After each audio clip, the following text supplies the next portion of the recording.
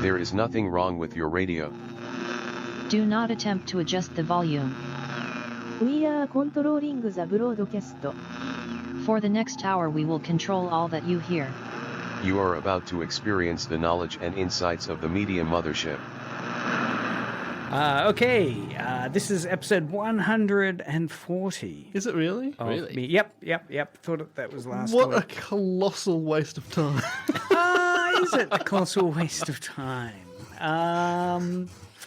Well, given the limited audience interaction we often get, I don't fear It's wasting no one's wasting time. people's time. And, the time, if they're doing this while they're doing something else, multitasking, I don't feel we're encouraging at all. Yeah, on time lost. In fact, you're probably potentially getting one or two little bits of news or knowledge. I thought they were going to say time added. That's right. Add to your time. Hopefully people feel that way. This is Media Mothership. I'm your host, Dr. Craig, joined by co-host Lord Taylor. Hello. And B.A. Zeke. That's me. I'm back. B.A. Back. B.A. Like B.A. Baracus was my bachelor, right? You only got a bachelor? Yeah. Oh, really? I would have thought you would have done honours. What did you do that gave you a lordship? Yeah, good question. I bought it. I'm the only legitimately attained honorific. Hey, title. I've for years I've campaigned to be called a magister. And that's based on the... Masters, that's right, Magister. Yeah. Wouldn't you just be master? Master title? No, because we're taking like the old connotations and the old sort of things, right, okay. And like when you were a master, you became a magister of something. Okay. And then you became the doctor of something further on in your training? I'm not a doctor yet. Well, they probably didn't tell you that. They told me that. You're on the doctor club. So now, you're listening to Media Mothership, broadcasting out of Edge Radio Studios here in Nipaluna, Hobart, Tasmania. It's not a studio. Ground zero. It is. It's literally the studio. It is a studio. It is a studio. Oh, did you say studios? Yeah, well, we're broadcasting out of Edge Radio Studios. It makes it sound like DreamWorks Studios. We've got a production booth. It's just studio. Okay, we're coming out of the Edge Radio Studio. Tin Pot Studio. In Hobart, Nipaluna, Tasmania. And Media Mothership explores how media shapes our understanding of the world around us. We're going to dive into some unusual media news happenings in media and popular culture today's show. If this drives you to engage with us, you may do so via the SMS 04 888 707. Warning, if you do that, we'll be noticing names are attached to messages. Though a number of people have said that's not their name. So who knows where the algorithm is getting pulled on. So if you want to find out what you're named from your phone, SMS us in 04 888 707 and we'll tell you what whatever the algorithm is that this SMS system's patched into has named you. You may also message us on YouTube and Twitch. We're streaming live, so if you want to see us in the flesh, if you fear that this is just a elaborate language learning model that is not human, check us out physically. Oh, we have one. Physically in there. Okay, we've got no name. What is my name? No name. Your name is no name. Your name is no name. That's You've me, by the broken way. the system. It's me. Oh, really? You just used your own phone? Yeah. Oh, No, I used someone else's phone.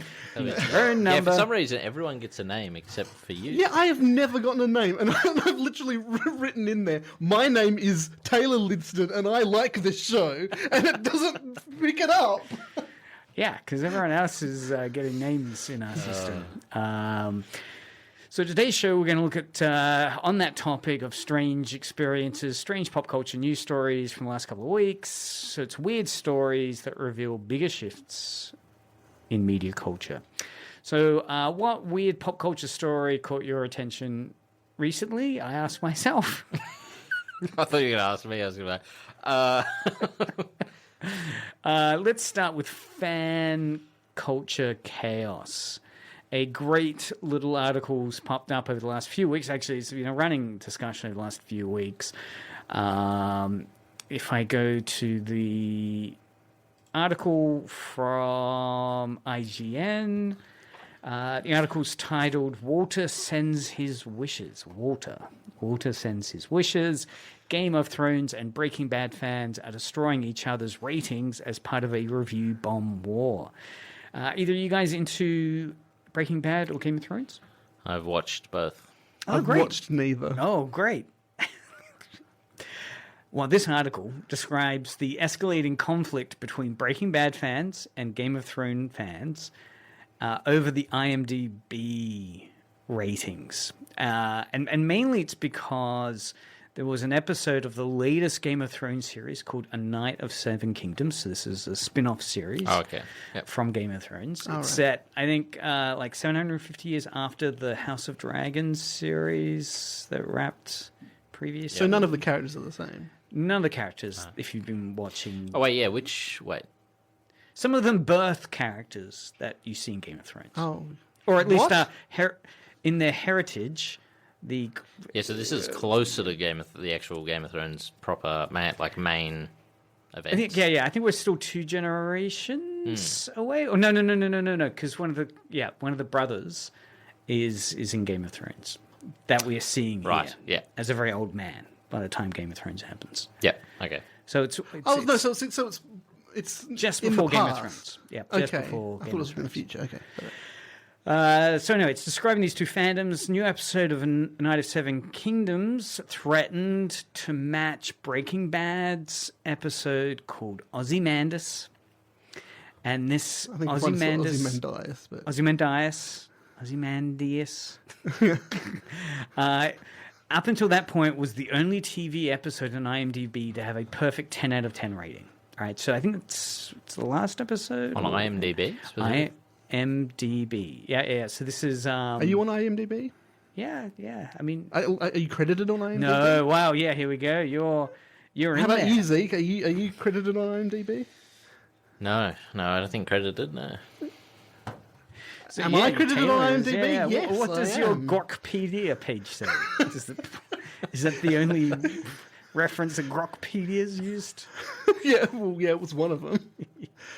IMDb as... from background peasant in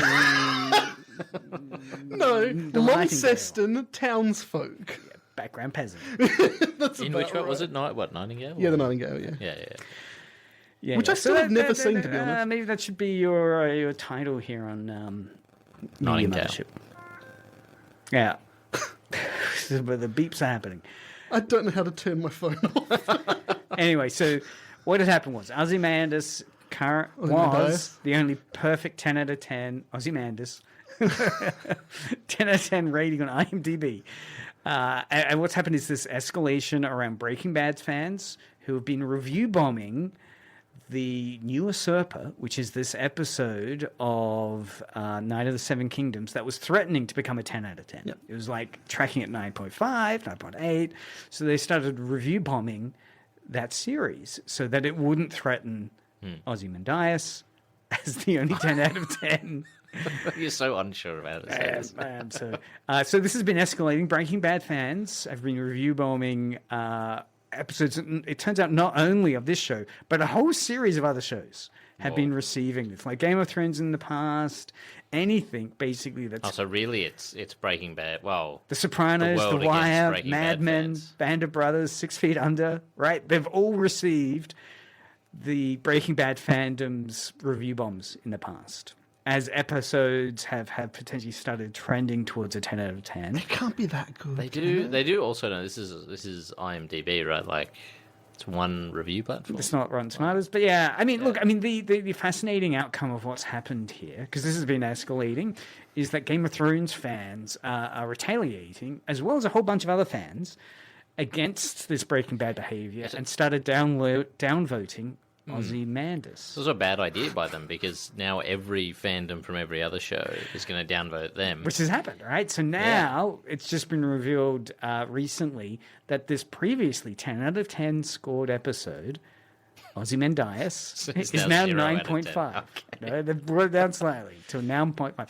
So it's ended the 13-year reign of this near perfect now sole episode of a series. I mean, people have just got Ironic. so much time, don't they? Ironic. They do. Such it could also just be bots, I guess. It's like one person. They would have unleashed some bots, I'm assuming. Yeah. It could just be you, Zeke. Well, I think that's what's been holding out of our me. show back. I think My secret's out. Media Mothership's ratings have probably been affected by some review bombing from Breaking Bad By fandom. me? No. How do fan communities use this? I mean, it's interesting how a fan community can latch onto a rating system to, I guess. Well, I thought ratings meant for when I initially read the article and everything. I thought ratings meant like TV ratings, and I thought, how? I'm like, these shows are not on air anymore. Oh, right. Okay. Yeah. Yeah. Like Right, there's been a Nielsen poll calling people up, Yeah. and no, They're so angry they've gone back in the past. Yes. And then instead not watched. well, it is interesting. I mean, it does bring into that question. Previously, it's a good point, Zeke, because previously you'd have gatekeepers, you'd have movie critics, you'd have your movie show that you watch with the critics. You know, the movie show with David Stratton and co-host starts with an M. And there's a clue. SMS it now. But that, of course, with the uptake of various collective commons or collective intelligence spaces like Rotten Tomatoes and IMDb, where they allow audience members to submit their values, it was heralded as a wonderful democratizing of judgment where fans and non-critics can demonstrate the value of a text. But it does bring into that question, is that good, right? Who does have the power to define what's culturally significant, right? In this case, you could say fans, but they're behaving very badly, right? The Breaking Bad fans weaponizing that very tool to artificially keep their show at 10 out of 10. And I guess it does challenge that system of gatekeeping, challenge that system of how you get cultural legitimacy if you can just hack the system like this. Troubling. Of course, you can weaponize that. I mean, for instance, I could jump on our SMS line and start posting various encouragement to myself. Yeah, or your co-host could go on and do the same as No Name. It is fascinating, that kind of astroturfing that they refer to, that sock puppeting, right? it's also just like, but like IMDb though, you know, like it's not the end of the world. It's not the source, is it? Yeah. I mean, yeah. Next weird story of, I guess, fan culture chaos is this story coming out of, which you turned me on to, actually, Taylor Floor 796. Yeah. So I've dug around a little bit, found a couple of articles about it. It's a live GIF space, and it's floor796.com. right, floor796.com if you want to track it down. It's basically a massive animated GIF project, right? It's created amazingly by a single artist over years, right? I think some of the first articles I came across were like 8 years ago that featured it. What was it? Floor what? Floor 796. 796. Oh, And do you know why it's called 796? I can't remember. He does write about it on like the where he's talking about it. Yeah. There is some reason There is. behind it, but I can't remember. The numbers 7, 9, and 6 correspond to the letters Oh, in GIF. GIF. Yes. Again, GIF. GIF or GIF. So basically, it's a massive thing, single artist doing it, and the great thing about it is it features clickable characters from every fandom imaginable. And these are little kind of cartoon-like versions of the characters as well. So little tiny cartoon characters who are all existing in this huge space station, right? These little biomes. So it's got pretty much every fandom imaginable. Pretty much, collected in yeah. there. You got movies, TV, anime, memes, games, all characters from these spaces coexisting in this fictional space station. And if there is something that's missed, they're going to make another one. Yeah. So the article I was reading, cheeseburger.com, was talking about it as a nerd Disneyland with hidden Easter eggs and interactive elements. Yeah, so fascinating little, I guess, in terms of its fandom, that kind of participatory culture and labor.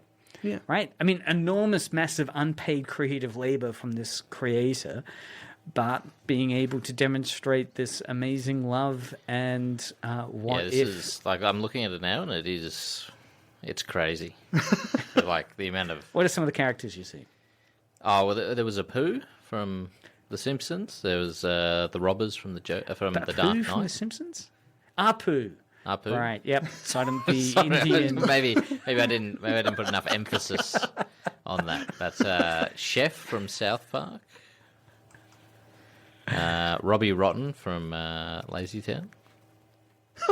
So random. I love It it. really is. Look, and it does show. I mean, I do like the interactiveness as well, that you're clicking on it and the kind of nostalgia of seeing characters that you may not have seen for a while.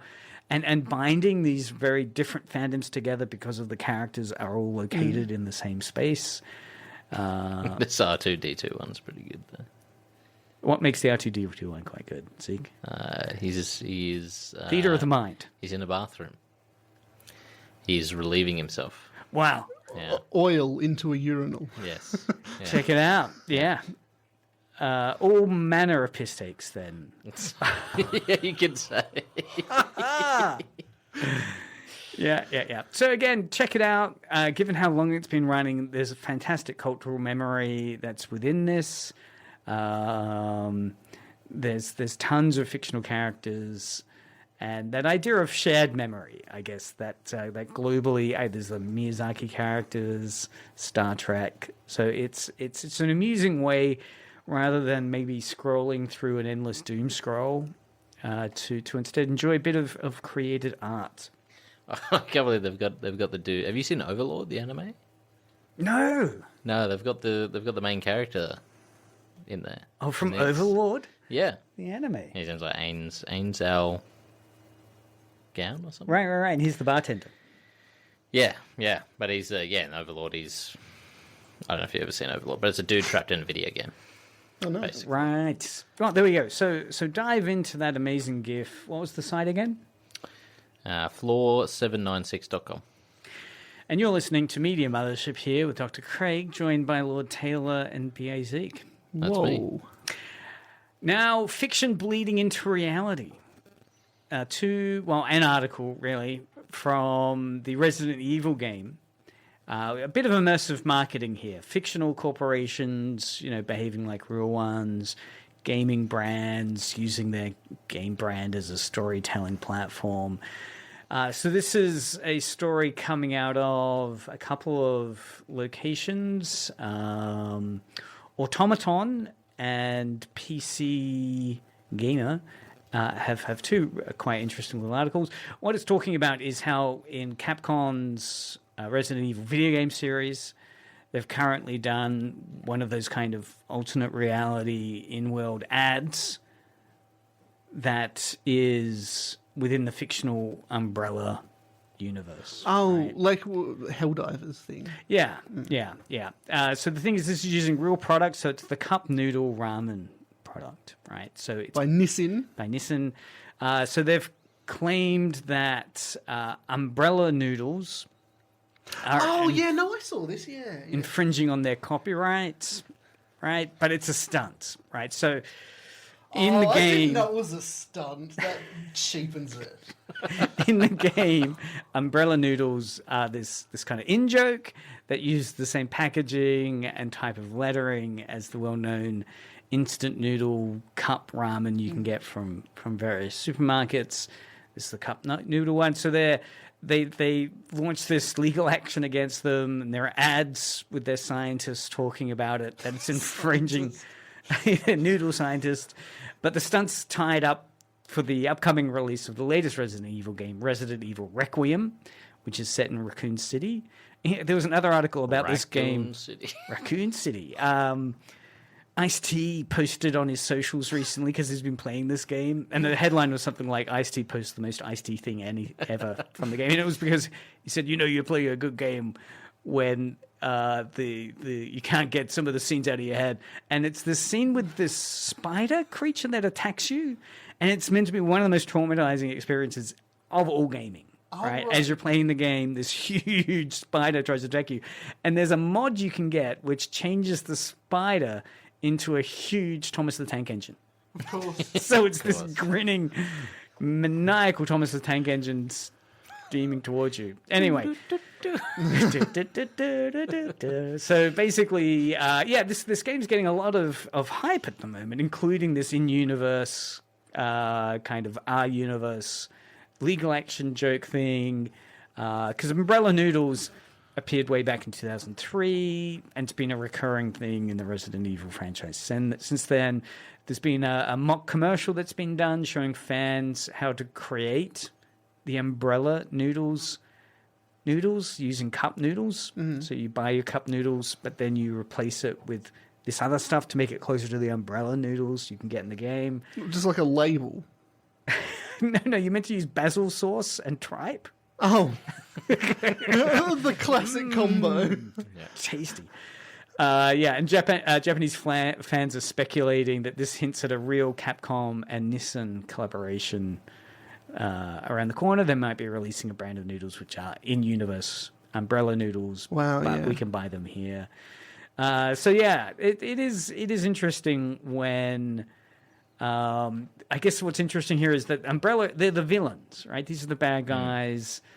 The basil sauce tripe cup noodles are kind of, are they desirable consumer merchandise, right? It's that interesting kind of thing. And, if anyone's playing bingo at home, it's really transmedia.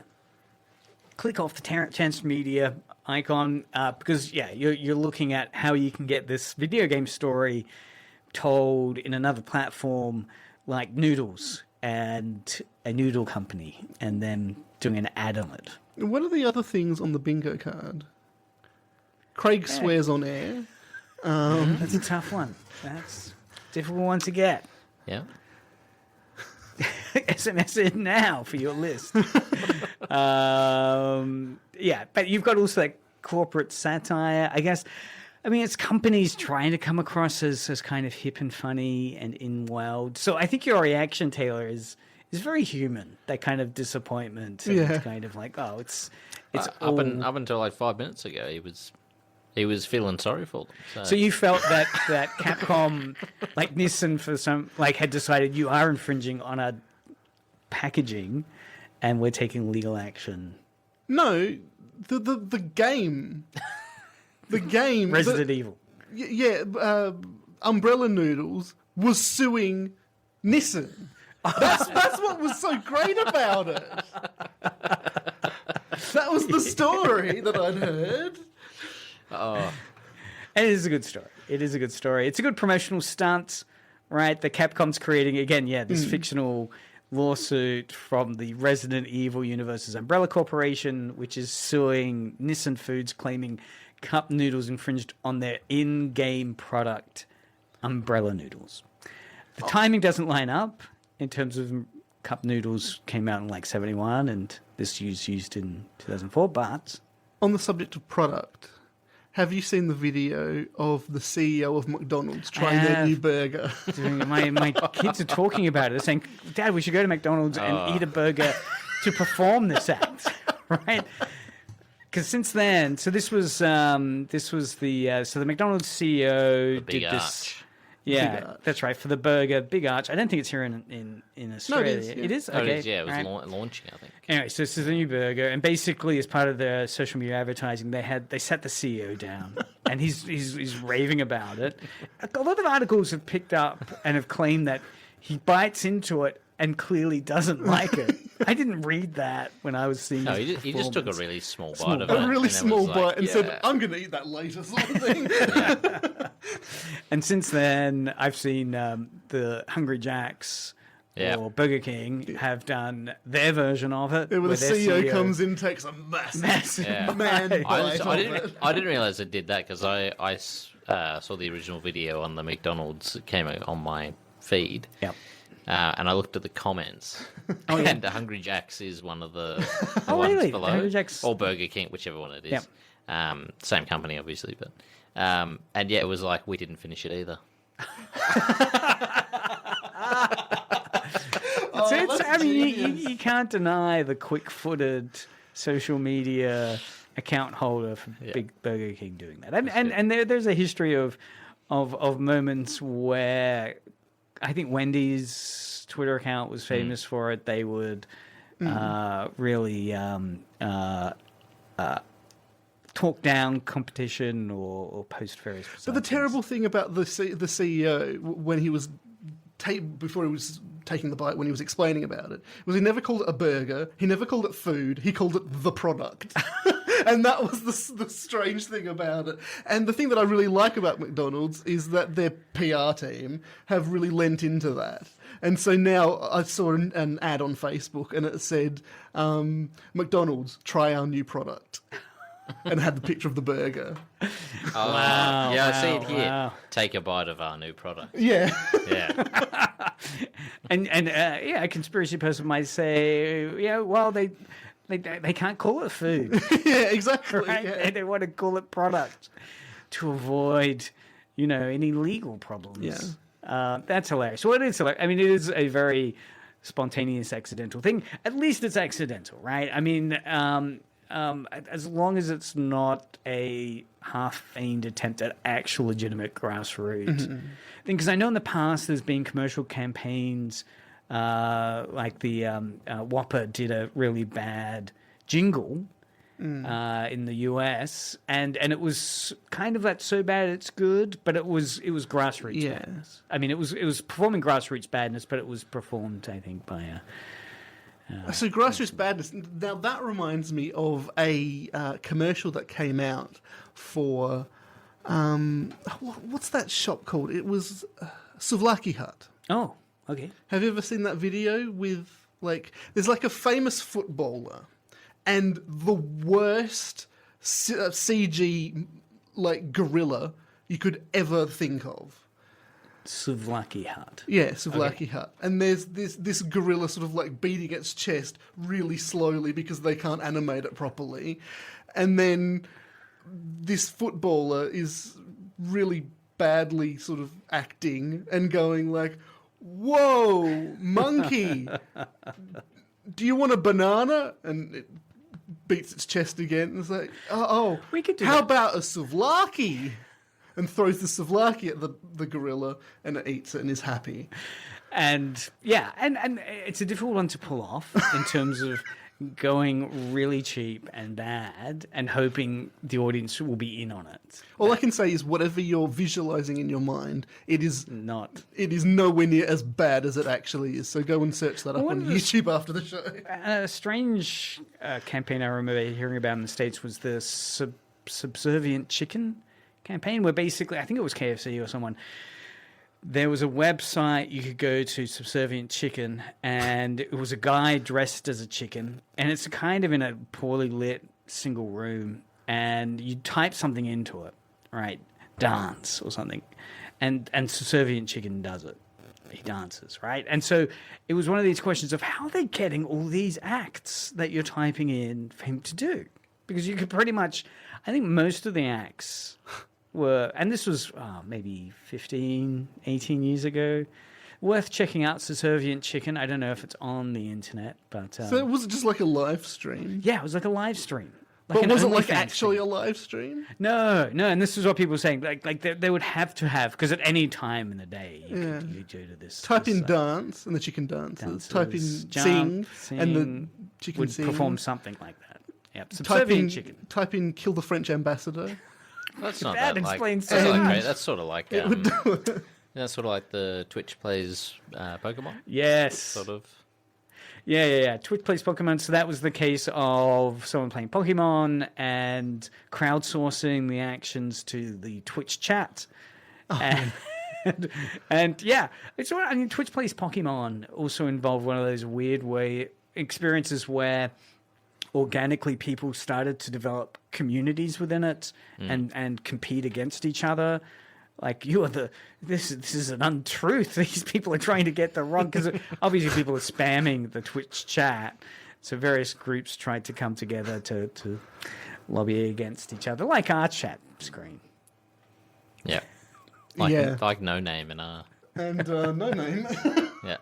All right, fragile media history and cultural preservation. Two interesting articles I came across here. One is a lost Japanese visual novel prototype, and I guess the phenomenon of capsule toys in Japan. But I want to go to the PC Gamer article. The 50. So this is an article headline: only 50 floppy disks of this prototype Japanese visual novel were ever produced, and one just got destroyed in transit.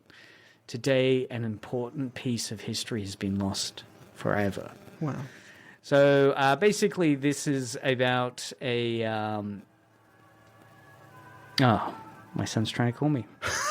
Do you need to go We're take that? live on air. Yeah, that's all right. I mean, I could put him to air. Yeah. Hello, you're on air. So this is the Tsukuhime Trial Edition. Oh, I heard about this. There's Yep. only like 15 in existence or something like that. Yeah, so only 15 in existence. 50 in Oh, existence. 50. Okay. Of Tsukuhime Trial Edition prototype floppy disk were ever produced, making this a uniquely valuable piece of gaming history. However, in the US, the Customs Officer. Office, the US Customs, destroyed the disk during inspection.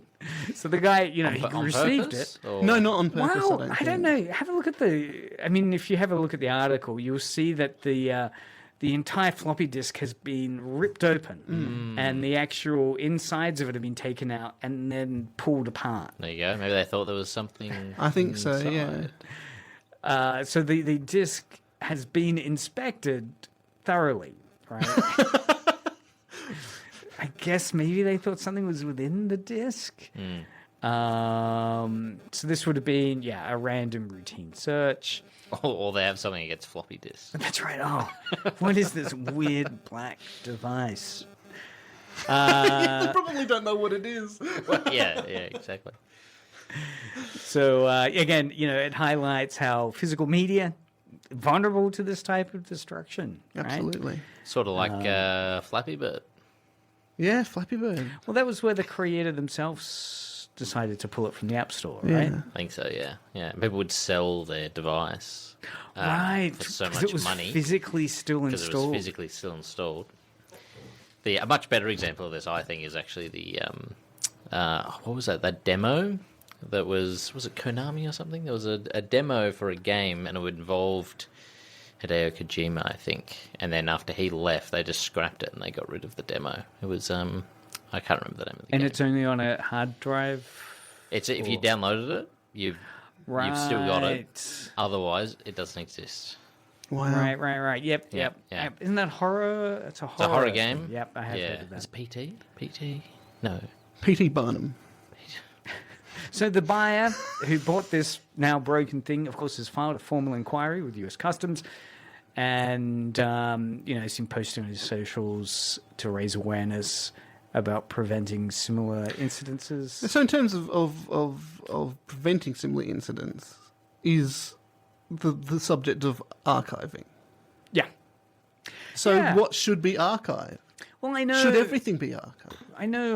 There's various people looking at archiving. I mean, Good Old Games, for instance, as a retail store, has as its whole premise that it's trying to archive forgotten games. I mean, the mobile phone games, I think people are... I was talking to a friend who's doing, like, I think a master's in computing, and they were saying, yeah, a lot of these mobile phone games are just going to disappearing. Absolutely. Right? And the thing about that is, when I was a kid, my favourite games on iPhone were mobile phone games. No, my favourite games on iPhone were by Adult Swim.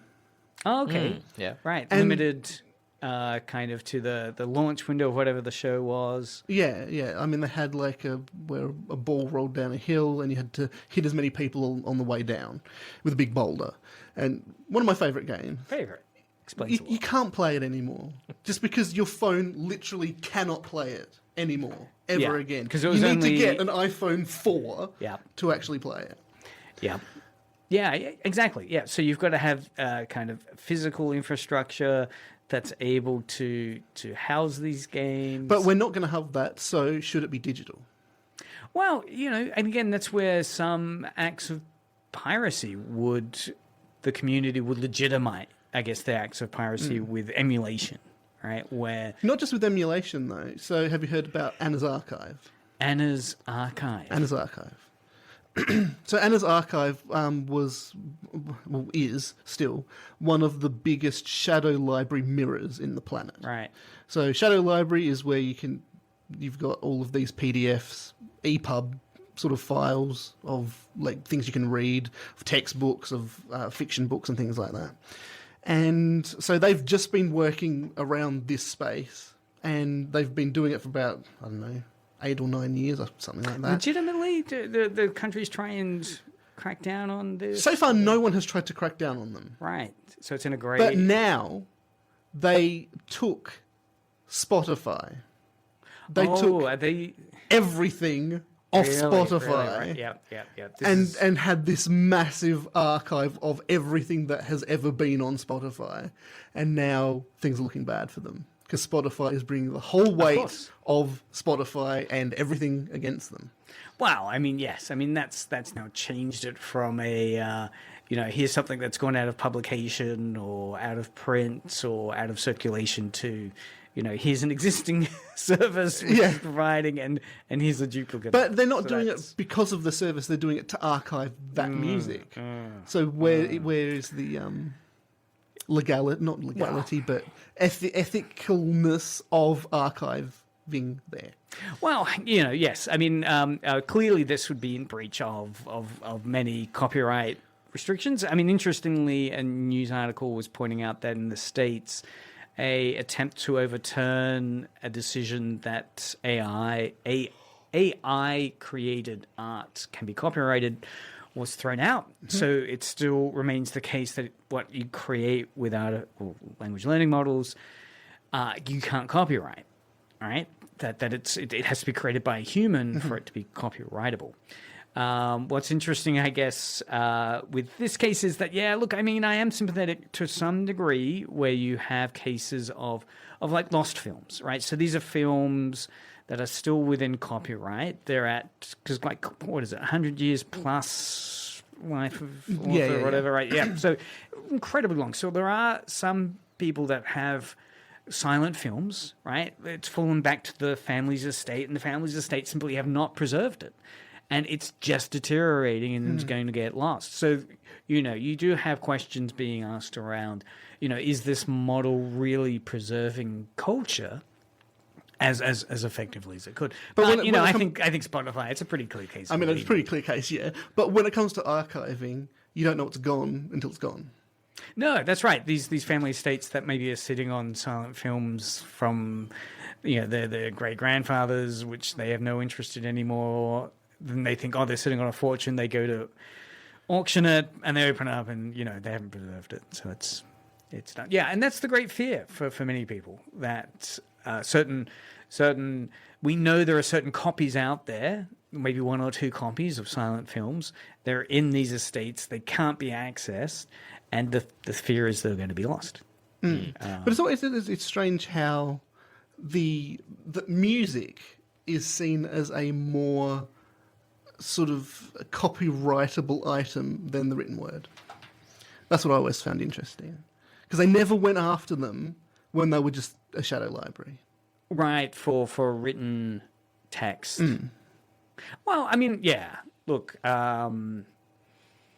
What gives music that extra boost over into copyrightability than a written word, which usually takes a lot longer to actually create? sure. I mean, I know on YouTube, if I'm to play any stings, but I found the same with Doctor Who, right? Whenever I do like a little Doctor Who quote, suddenly the BBC bot will silence like the minute on each side of whenever that clip got played, and it can't be accessed from the UK, right? So, yeah, there are some copyright holders who are very litigious and obviously have a super finely tuned bot system that is doing it. But also Spotify, if Spotify as a profitable commercial operator wants people to use its service, that is corporate industry to use its service, they need to be reassured that Spotify is going to protect their commercial interests. You see, the thing is, I love Spotify, but I hope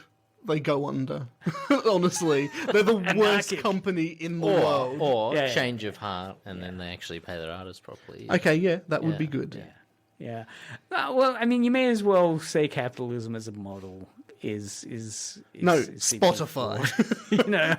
I mean, Spotify is just Does Spotify. it's a symptom. Does Spotify?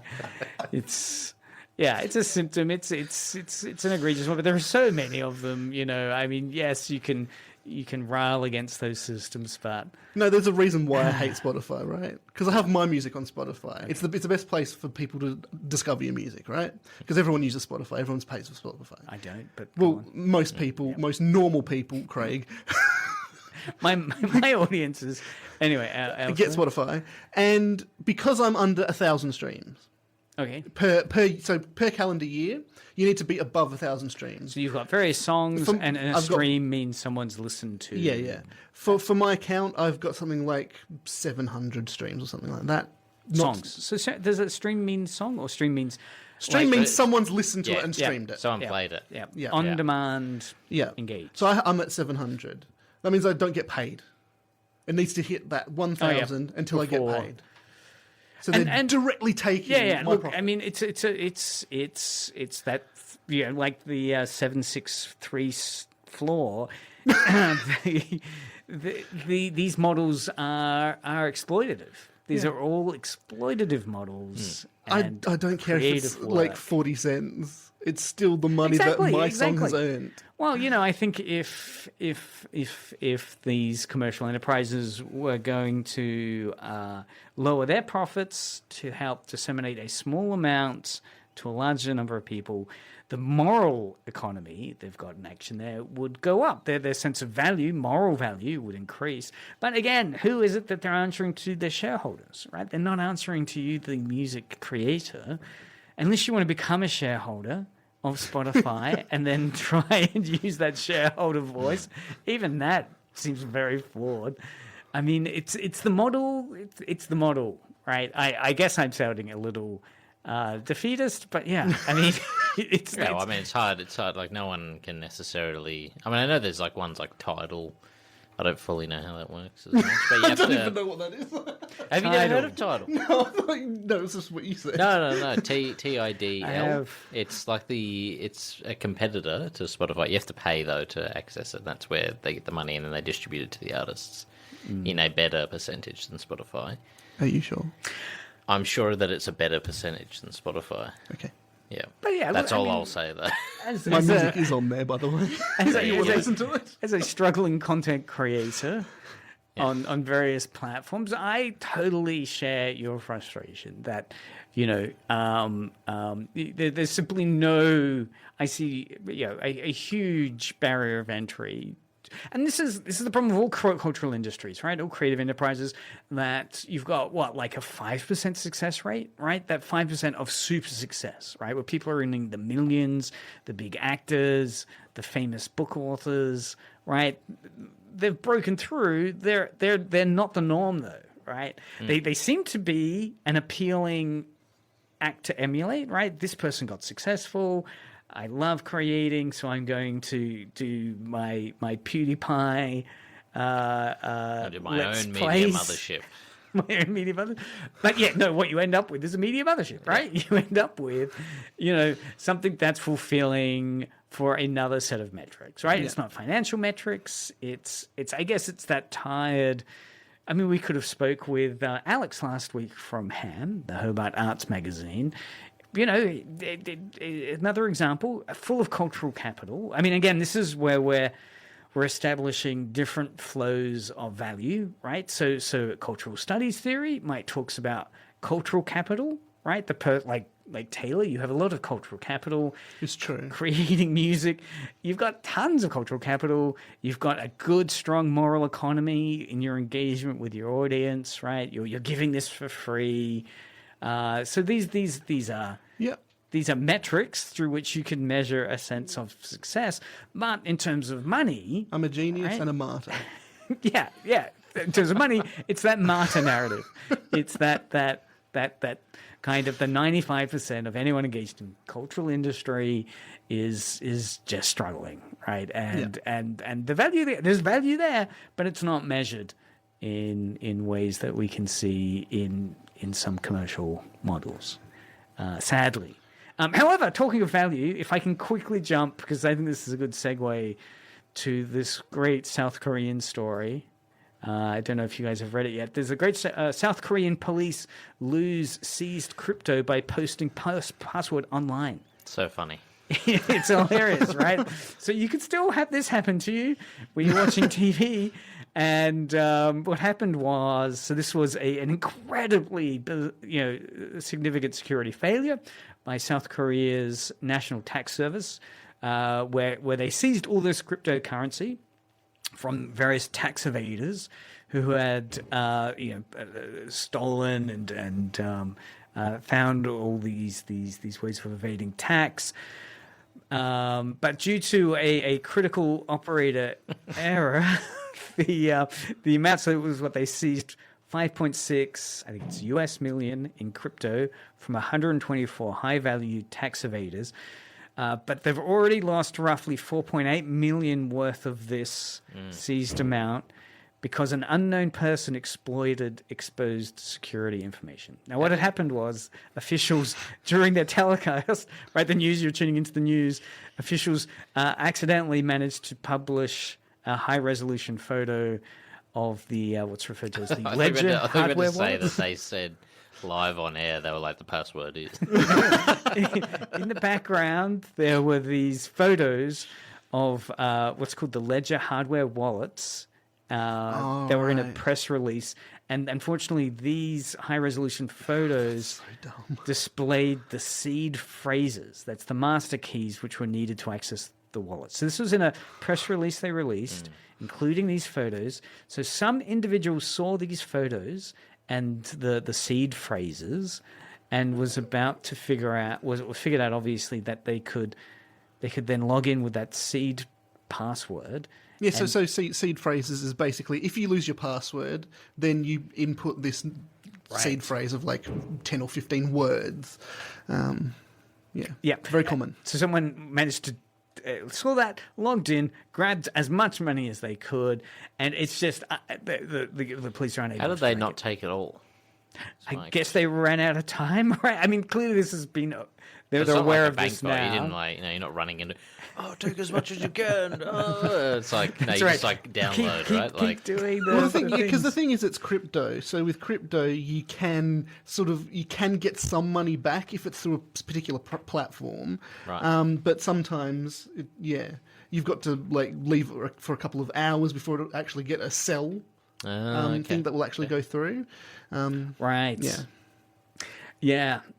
So a sad story of, I guess, power and institutional knowledge, right? Sometimes the people with the knowledge aren't incompetent in the institution they need to be, right? So huge gaps in their employment practices in terms of clearly not having someone They'd have with a the new practical policy, I think, expertise. going forward for the media team. Just, blur all potentially sensitive information from images. It is, well, yeah. Look, I mean, beware of what photos you're posting when it's involving financials. Yeah, and it's incredible they can't trace it. That's untraceable as to where this Well, that's money's part of, ended up. the allure of crypto, right? The untraceability. Yeah, that's right. That's, I guess, its appeal. So 456. I've still got Trump coin. Really, you Yeah, I'm holding until it's millions, man. you don't have Trump. I do have Trump coin. No. I have 91% was of the, my Trump coin. What was the thinking process there? Was it just, oh, this looks like a lark? Yeah, it's a This meme looks like coin. a joke? Yeah. Yeah. And But I bought it when it was 110, and How at much the do you moment need to, it's like- 12. okay, but you bought it at a low point? No, I bought it at its highest The point. highest point, Yeah. right? It's the low point is now, by the sound. Yeah, I thought it would keep going. Now's the mean point. What was the lowest you could buy when you bought it from? Did you buy as little as you could, or like was it over $100? Yeah, Oh, okay. yeah. Wow. No nice dinners for a while for you, I guess. Yeah. You only have 91% of a coin? Yeah, because I didn't have like $130, which is what it was So you paid like 100. at. Yeah, Very nice. Well, I don't know if we've got enough time. I mean, there's one or two other stories about the China moment. Is anyone particularly enthusiastic to do the, or we might I mean, you can save it for save it. a rainy day. All right, homework for next week is have your China moment. yeah, see if Yeah. you can have a China moment between now and next week. And then you So can tell us about your China moment. Yeah, you can join us in the chat. Yep, are you just like the gaming industry at the moment? That seems to be having a China moment. I do not know. All right, well, this has been, thanks for some messaging. Thank you, Oxrunen, for messaging. Sorry, Yep. we missed it. yep. We've got an aptly timed WTF. There you go. You didn't pick up his call and he decided to join the stream. Probably a safer way to contact me. Thanks for listening at home, kids. Coming up next, we have music and entertainment. So keep listening to Edge Radio. Knowledge and insights of And why would you do that? This was such a good show. For all It was your- so smooth. It's a very human show. It's a very human show. So keep listening to Edge Radio for more great music and beats.